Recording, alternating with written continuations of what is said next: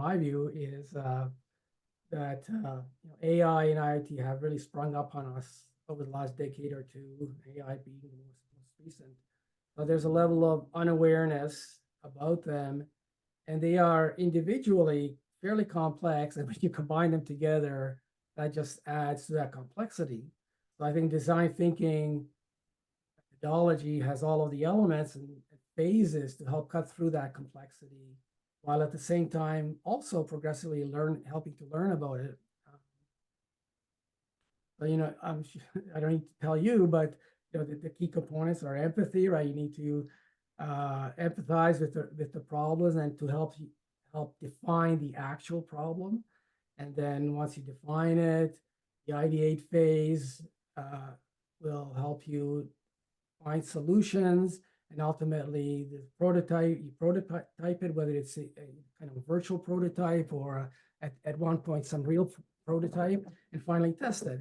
And so, these are all the different steps you need in general, and design thinking encapsulates that, and also allows for iteration, right? It's not a single linear path through from empathy to test, right? It allows for iterations.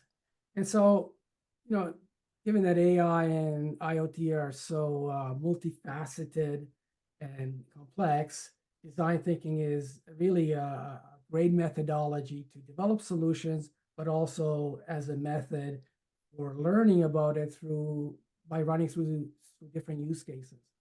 Yeah, That's my view. What about you? I love it. I love it. I'm totally on board. I think design thinking for complex environments and complex challenges is the way to go. And earlier you talked about the three hexagons or octagons that you had up with cyber and physical, and then the humans. And the human is at the core of everything, because at the end of the day, we want to create value for humans. We want to solve human problems as well.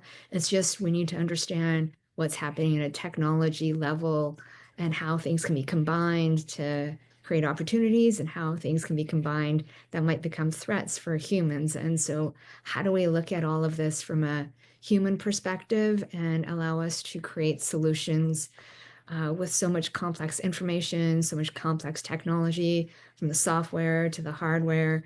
There's a lot in there. And once we pull back and think about things from that human perspective, I think it becomes a lot clearer